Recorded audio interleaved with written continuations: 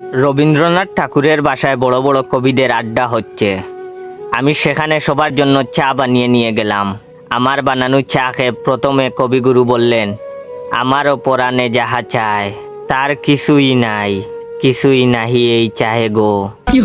এটা শুনে বিদ্রোহী কবি কাজী নজরুল ইসলাম লাফ দিয়ে উঠে বললেন, আমি বিদ্রোহী রণক্লান্ত, আমি সেই দিন হব শান্ত, যদি ভালো করে কেউ চা বানিয়ে আনতো। নজরুলের কথা শুনে উদাস মুখে জীবনানন্দ দাশ বললেন, আর আসিব না ফিরে রবি ঠাকুরের নীড়ে, গরম চায়ে মুখ দিয়ে টুট গিয়েছে পুড়ে।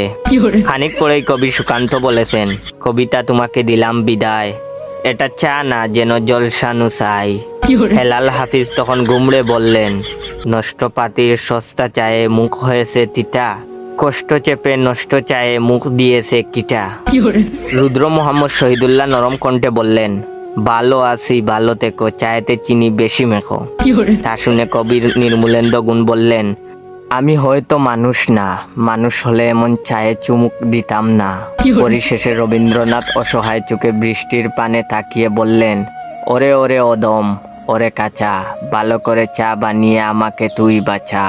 এখন যে আমার টিকটক অ্যাকাউন্ট বাইসা বনফায়ার আর ইউজার নেম ইয়োর জয় অ্যাকাউন্টটা ফলো দিয়ে রাখবে, আর আমার এই ভিডিওটা তার 10 জন বন্ধুকে শেয়ার করবে, তাকে আমি আমার নিজ হাতে এইরকম চা খাওয়াবো, আর সেও একজন কবি হয়ে যাবে। তাই দেরি করছো কেন? এক্ষুনি বেশি বেশি করে শেয়ার করো। ধন্যবাদ।